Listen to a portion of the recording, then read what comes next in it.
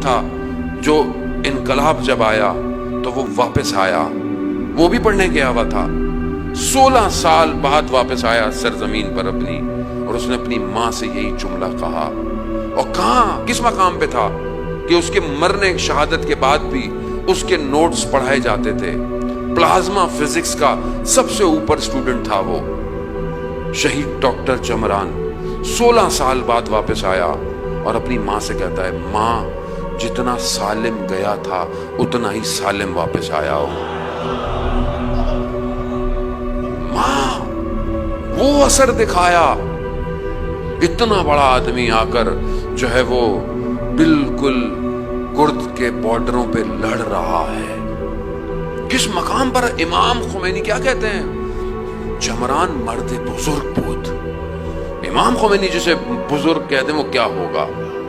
کیا عارف شخص تھا کہ اپنے آخری وقت میں اپنی ٹانگ سے مخاطب ہے، کہا تمہارے رقص کا وقت اب ختم ہو رہا ہے، اب تھوڑی دیر ہے، بس تھوڑی دیر میرا ساتھ دے لو۔ اس مقام پہ پہنچ گیا کہ ایک دفعہ جو ہے وہ زخمیوں کو اپنی گاڑی میں ڈالتا ہے، جیپ میں، جنگ میں، اور واپس آتا ہے تو ایک خود سینے پر جو ہے وہ ایک تراش لگتی ہے اور خون بہنا شروع ہو جاتا ہے، اور اگر خون نہ رکتا خود بھی بے ہوش ہو جاتا تو اپنے خون سے کہتا ہے خون کو کہ رک جاؤ، مجھے ان جوانوں کو ہاسپٹل پہنچانا ہے۔ کس مقام پہ پہنچ گیا؟ یہ بھی تو گیا تھا۔ عزیزان محترم، ایسے ہی تو لوگ چاہیے امام کو کہ جو دنیا میں جہاں بھی جائیں، پڑھیں، علم حاصل کریں، جو بھی ہے، لیکن اپنے باطن کو پاک رکھیں اور پھر پلٹیں، بنائیں اس کو، ملک کو۔ جب سب ہی کرپٹ ہو جائیں گے تو یہ نظام کیسے چلے گا اوپر؟ کہاں بلائیں گے امام کو؟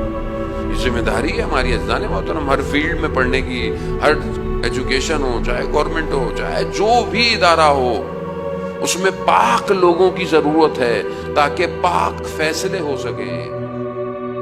چند کلمه‌ای درباره شهید چمران صحبت کنیم. اولا یک دانشمند بود. ایشون یکی از 2 نفر برترین اون دانشگاه با اون بخش و اون رشته محسوب می شده. اما در همه حال چه در اوج و چه در حدیث همیشه در گوشه افق برای ما روزنه امیدی روشن است و ما امید داریم، امید و انتظار.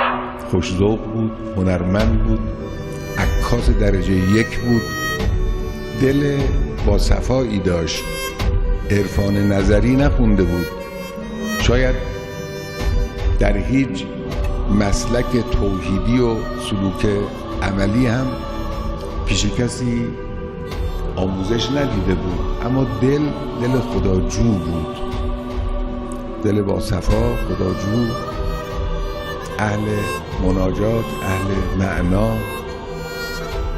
و به ما نوید می‌دهد که بدون شک ما پیروز خواهیم شد.